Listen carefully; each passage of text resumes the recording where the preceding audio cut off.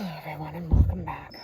Today is the second day of the second week of the month of letting go. I laugh because it's actually the first day of the third week, but it was counting. So yesterday we talked about attachments as a whole. We're kind of overview of them. It was a long one. It was 25 minutes long. It was pretty long. Today we're going to talk about what we attach ourselves to specifically. Today we'll talk about internal attachments, and tomorrow we'll talk about external attachments, because there's a lot of stuff. And I thought that was probably the easiest way to break them up. So these attachments are things like emotions, our identity, our sense of internal control, our narratives, our psyche. That's pretty much it. So first I'm going to kind of discuss identity. Identity, we tend to see as fixed, and it's not. Our identity is actually, now this is kind of a weird thing, our identity is just a collection of attachments.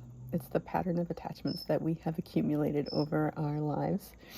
And they're the things that tell us we are like that, we are not like this.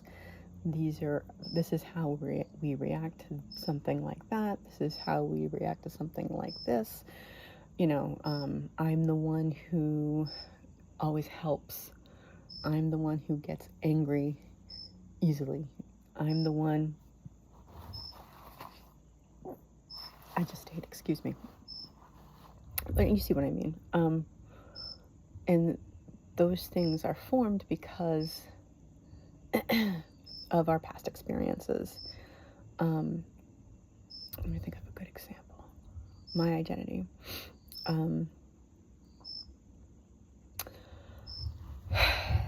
So as I was getting better, as I have been getting better, but especially, this doesn't happen anymore, but, well, yeah, it doesn't really happen as much anymore. I was very attached to being the person who was sad, which is sad, you know what I mean? But that was part of my identity. Who am I if I'm not the person who's sad all the time? And that was something for me that was very difficult for me to let go of.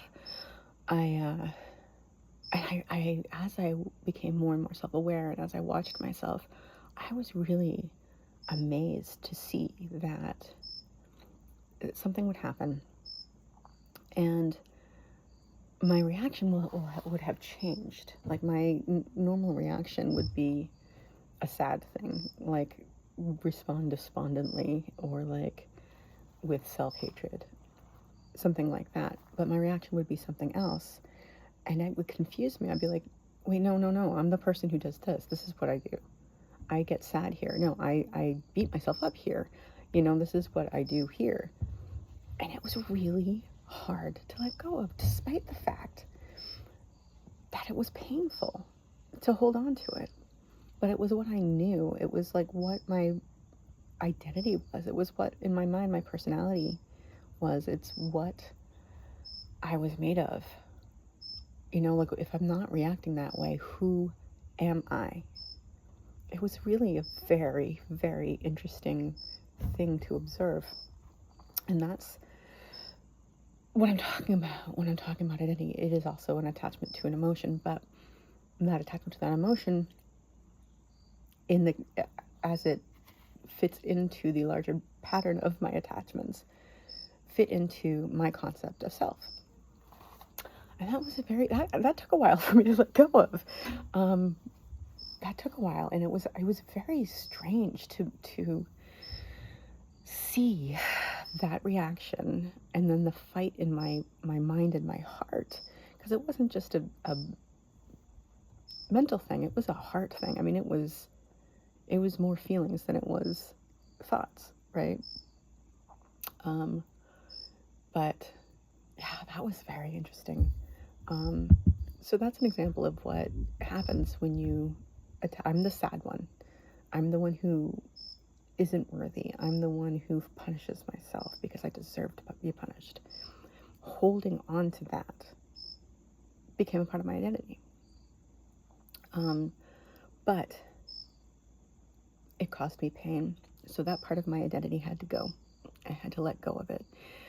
So we see identity, oftentimes we see identity as fixed, and we cling to that because it's a safe thing. It's something that, whatever it may be, protected us at the beginning, or at least we felt that it protected us. It's a safety thing. We're going to talk again and again and again about how these things make us feel safe, because in our mind, this behavior, this attachment equals survival, and not in leaving this attachment equals death. It's very, in our limbic system, it's very, very basic stuff. It's animal stuff. It's just that we're animals that have developed this brain that can really mess us up. But the fact is that identity is fluid, and that's a good thing, because we can refine our identity. We can redefine our identity.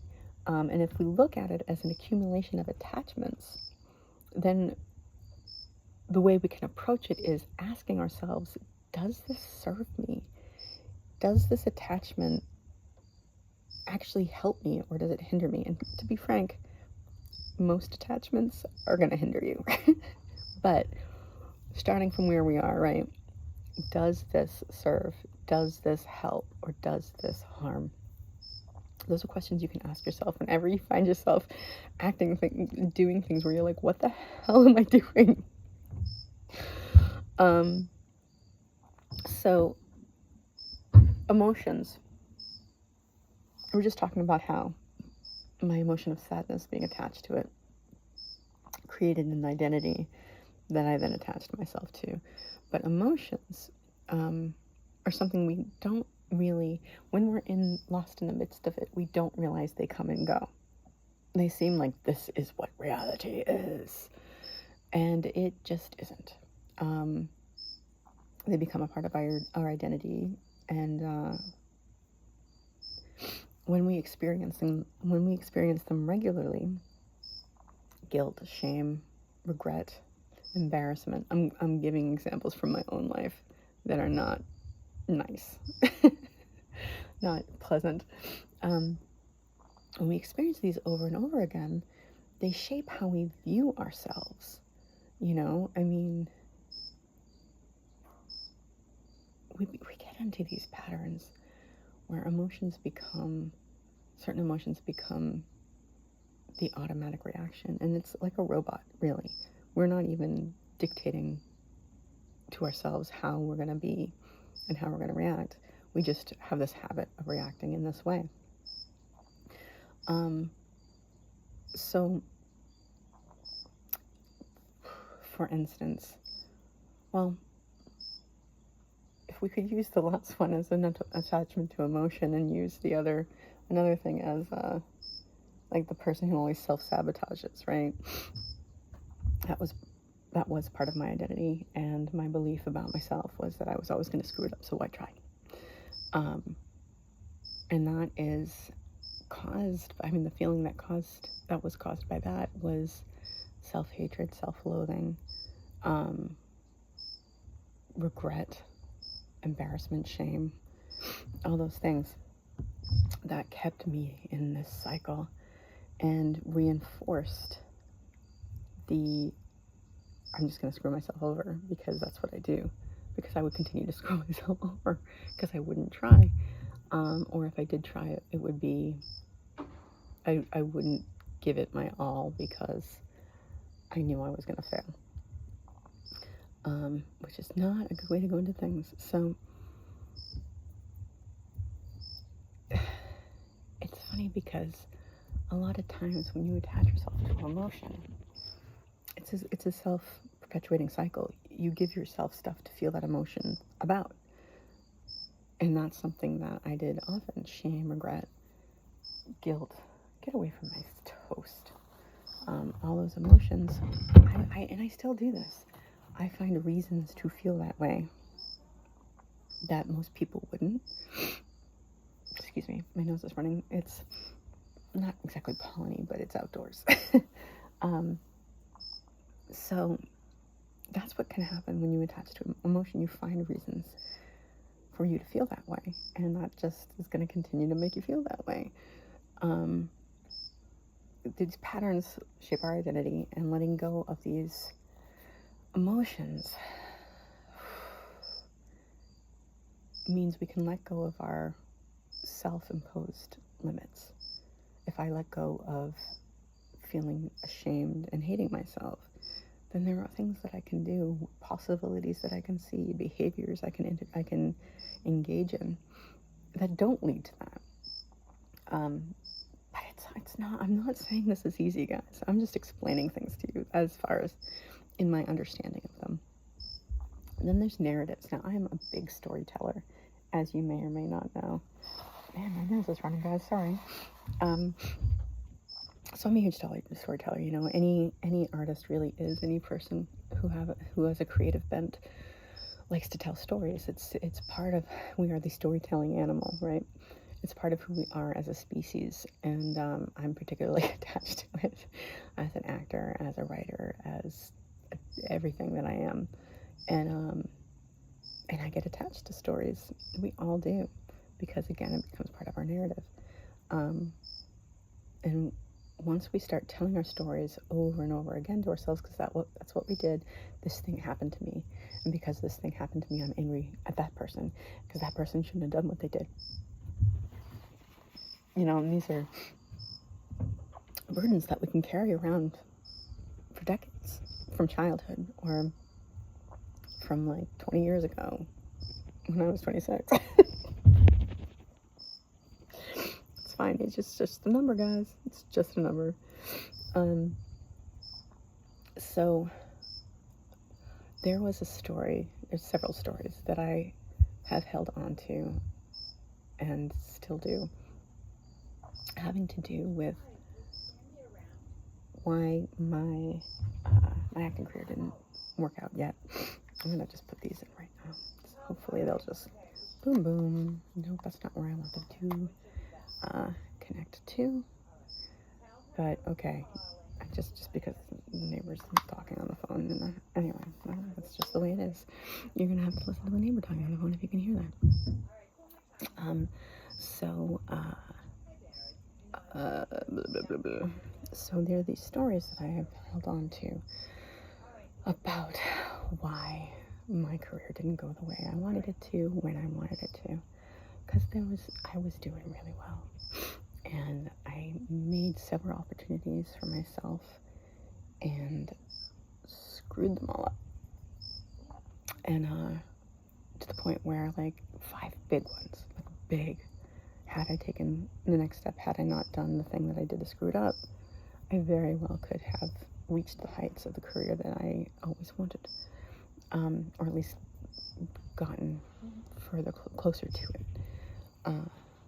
And I just got so stuck in, and I mean, to a certain degree, it was absolutely true that it didn't matter what I did. You know, I could overcome any obstacle outside of me, but I couldn't overcome my internal obstacles. Whatever it was that was making me sabotage myself, I was never going to get over it. I was not more powerful than it, and all I could do was hate myself. And part of that was the narratives. Oh, this is hard. This one's hard. Part of it were the narratives I was telling myself about what happened. Certain things, like one of the situations was I was on the set of, and I was doing really well because people really liked me, and I said something stupid, like really stupid. Really, really stupid, and I have beaten myself up over that for 20 years, 15, 16 years, 17 years, something like that, somewhere between 15 to 20 years.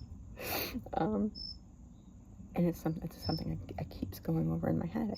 And I'm stuck, and I'm attached to it. Like, oh my God, I was so stupid. Blah, blah, blah, blah, blah, blah, blah, blah. And it's something I need to let go. truly very much is. Not looking great today. Can't say that I'm really loving what I look like right now. So if I if I held on to this idea of I screw everything up, then I was going to continue to screw everything up, and it's still something I'm working on letting go of. And I'm looking forward to my accomplishing that.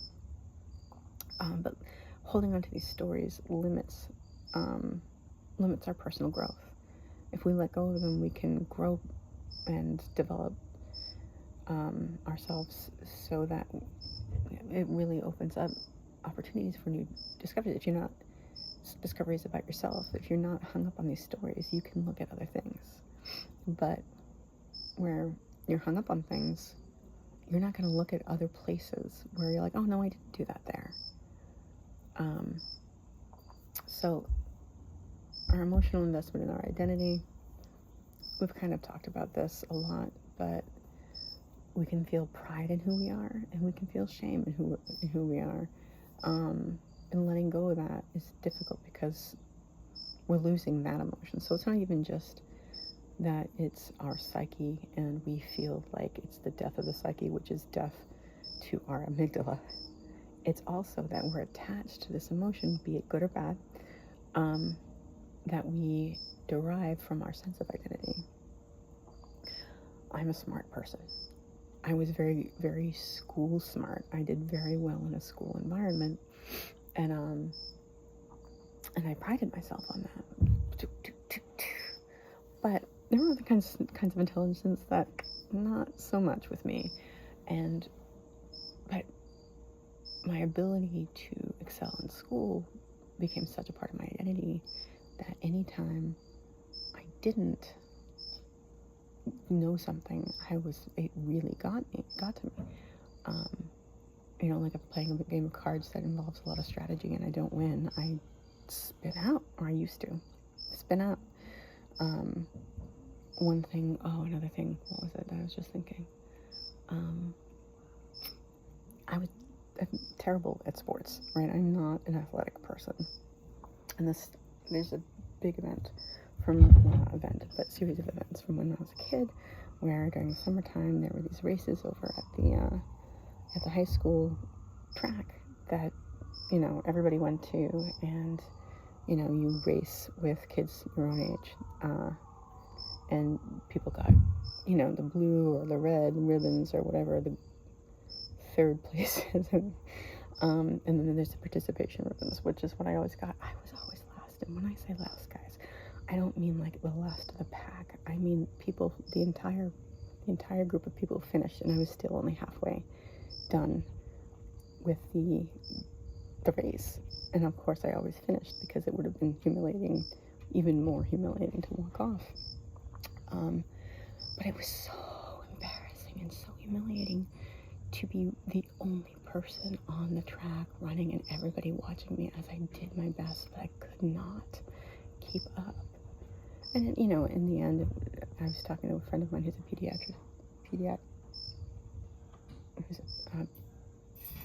pediatrician, and she said, that's a thing that happens with people who have this disconnection between their, legs and blah, blah, blah. It was a physical thing. I didn't know that at the time. And this inability to compete physically became such a part of my identity that I refused to compete at all because of how horrible it made me feel when I lost, because of the humiliation that I felt. And part of it actually did some good, though. Like when I was in school, and the cool thing where they make, they put two captains and you have to pick your classmates. It's just like the worst thing possible. I would always pick the people who were like the worst. Physically, like athletic, I would choose the people who would definitely lose. My friends, basically. But I would make sure that, I'd take all those people who were never picked, who was never called on, who were always the leftovers in these situations, and I'd bring them all onto my team, because I didn't give a shit whether or not I lost or I won, because competition really pisses me off. But, there was an incident in college where I was playing like badminton with a friend of mine, and we were just tossing the thing back and forth and back and forth. And she's like, "Okay, let's keep score." And I was like, I practically threw the racket to the ground and stomped away. I mean, I avoided doing that. I prevented myself from doing that, but I was not happy, and I was like, I'm not gonna play if that's what we do. It's just, we get so attached to these things, and that's why I'm attached to this thing that happened when I was a kid. I never did well in this race, and it was a mess. So this feeling of hating competition and being a terrible at athletic competition, I held on to for so long that it caused emotional stress, and it felt like such a part of my personality that letting go of it would definitely deprive me of this emotion, where I didn't like competition, and I felt a little bit self-righteous about it. And self-righteousness is my favorite emotion. I really need to lose that one. We have a fear of losing control, because we often feel like if we're going to let go of we'll let ourselves go, that we'll lose ourselves. And I can tell you, kind of true. But that's my own personal experience of what happened to me a few years ago now, where I just lost it. But most of the time, that's not what's going to happen. In fact, if you get into the habit of letting go, you'll never get there. I did. But if you just allow the emotions to be and react the way that you're going to react, feel them, and not judge yourself, but not get lost in them, you're going to be good. It doesn't mean that it's going to lead to chaos. And while you might be judging yourself, there's no reason to judge yourself for feeling an emotion. But if you let go of this need to control yourself, you're allowing yourself to fully feel these emotions, and this leads to greater emotional release, because otherwise you're just holding on to that shit and stuffing it down, and it's never going to go anywhere unless you release it, unless you express it. I mean, express it in the sense of not taking it out on someone, but allowing yourself to feel it and relax into it and allow it to be what it is. And then I'm looking at my notes and thinking, that one we've pretty much covered. Internalized labels and roles. We did that. The thing about identity is that we're attached to it because it's a stable thing, and we like stability, we like predictability. It is safety. It's comfort. It's our comfort zone, and having that fixed identity provides a sense of security in an unpredictable world, and that's true. Everything else can do what it's doing around me, but I know that this is who I am, and this is what I do, and this is how I react, and this is what I believe. And to a degree, some of that is healthy, right? If it's healthy things. But that's what we're looking for. Our ego resists change because it fears instability, and letting go of identity, aka attachments, allows us to embrace growth, even if it initially feels scary and unstable.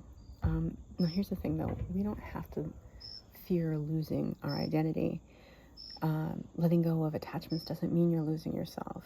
Actually, by releasing these rigid identities, we create the freedom to evolve and redefine ourselves, who we are continuously. We get to decide who we are. When we let go of this shit, we decide who we are, and we're freer to be who we are, which is these beings of light who observe things, and dwell in reality and in the present moment. These attachments keep us from experiencing life as it is. They keep us from experiencing ourselves as we are. we just cling to these things that are not who we are. Um, but when you let these things go, I was very shy when I was a kid, and so situationally, and I did not like calling places and placing orders for like pizza or Chinese food or whatever the case may be. But when I went to Italy for not the first time, but in my study abroad thing, I became a lot more assertive because I had to get out there and ask for things and do things for myself, or I wasn't going to get them. I wasn't going to get food. I wasn't going to get whatever it is that I needed if I didn't step up, not only ask for it, but ask for it in a different language.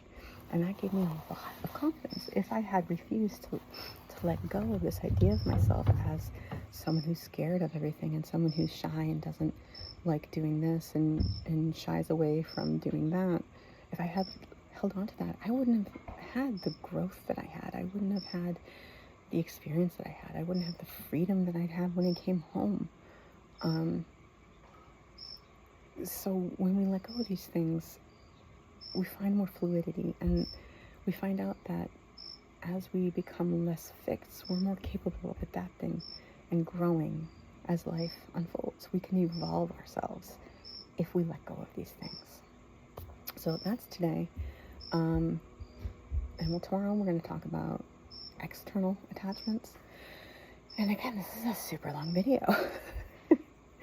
So I'm just going to remind you guys, even if you're like clinging to things that you're like, no, this is who I am, this is who I am, this is who I am, especially if they are not positive or comfortable things, even if you're doing that, you can always choose to have a great full day.